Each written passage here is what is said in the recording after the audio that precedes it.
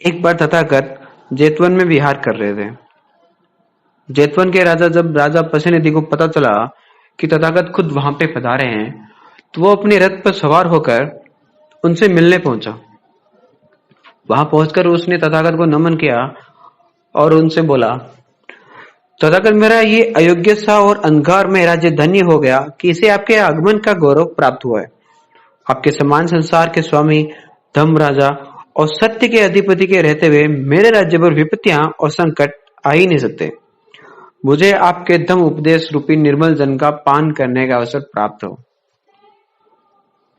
सांसारिक संपत्ति अनित्य है और नाशवान है, परंतु धम्म रूपी जो लाभ है वो अनंत है और वो नाशवान नहीं है। एक संसार का आदमी भले ही वो राजा हो दुख से भरा होता है, किंतु एक साधारण आदमी जो निर्मल है मन की शांति प्राप्त कर लेता है और सुखी रहता है।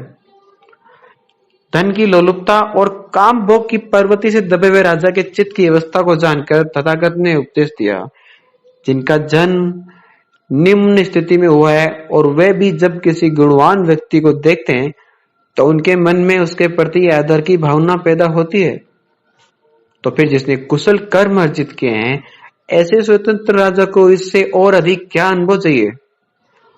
और अब जब मैं संक्षेप में धम्म की व्याख्या कर रहा हूं तो महाराज मेरे शब्दों को सुने, समझे और उन्हें हृदयस्थ करें। हमारे अच्छे और बुरे काम की छाया लगातार हमारा पीछा करते रहती है और जिस चीज की आवश्यकता सबसे अधिक है वो है मैत्रीपूर्ण दिल।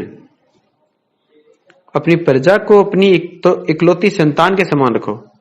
उन्हें उत्पीड़ित ना करें, उन्हें नष्ट ना करें और अपने शरीर के सभी अंगों को संयत रखें।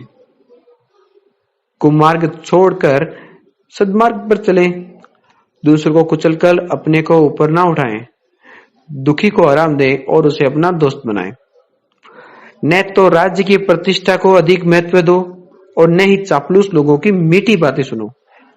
अपने आप को काय क्लेश द्वारा पीड़ित करने से कुछ लाभ नहीं होने वाला, लेकिन धम्म पर चिंतन करें और सही सिद्धांत को समझें। हम चारों ओर से शोक और दुख और रोग की चट्टानों से घिरे हुए हैं और सदम पर विचार करने से ही हम इस दुख भरे पर्वत से मुक्त हो सकते हैं। तब अन्याय करने में क्या लाभ है? जो बुद्धिमान है वे सभी शारीरिक ऐशो आराम की उपेक्षा करते हैं। वे कामनों से दूर रहकर अपने आध्यात्मिक अस्तित्व को विकसित करने में लगे रहते हैं। जब कोई वृक्ष आग से जल रहा हो तो पंछी उस पर नहीं रह सकते। जहां राग है वहां सत्य नहीं रह सकता। इस ज्ञान के बिना तो किसी विद्वान की ऋषि के रूप में भले ही प्रशंसा कर लो, लेकिन है तो वह अज्ञानी। जिसे यह ज्ञान प्राप्त है उसे ही सच्ची प्रज्ञा की प्राप्ति होती है। इस प्रज्ञा की प्राप्ति ही एकमात्र उद्देश्य है। इसकी उपेक्षा जीवन की असफलता का घोतक है।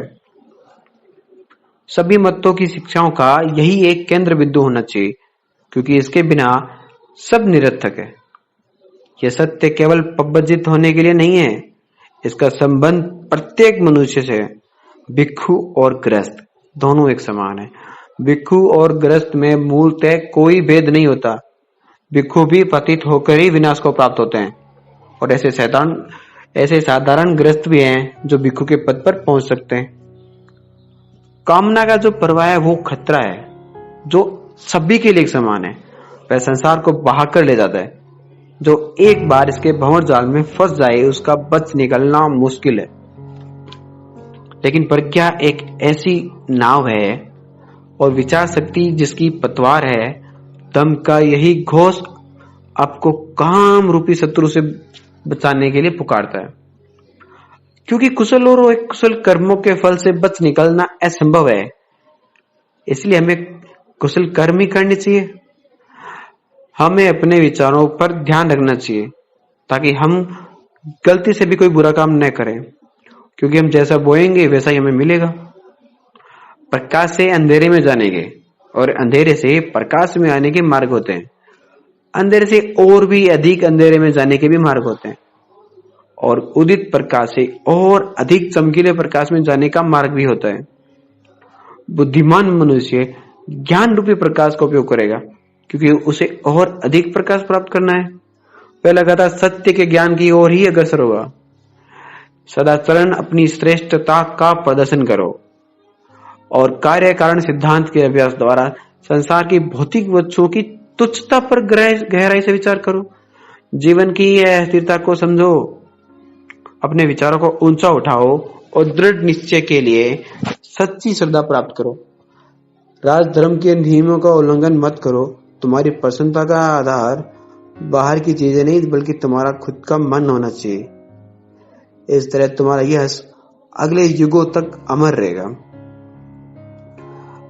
राजा पसेनिधि ने तथागत के सारे विचारों को अपने दिल में समा लिया और उन्होंने वहीं पे प्रण लिया कि मैं जीवन भर तथागत का उपासक बनकर अपना जीवन व्यतीत करूंगा।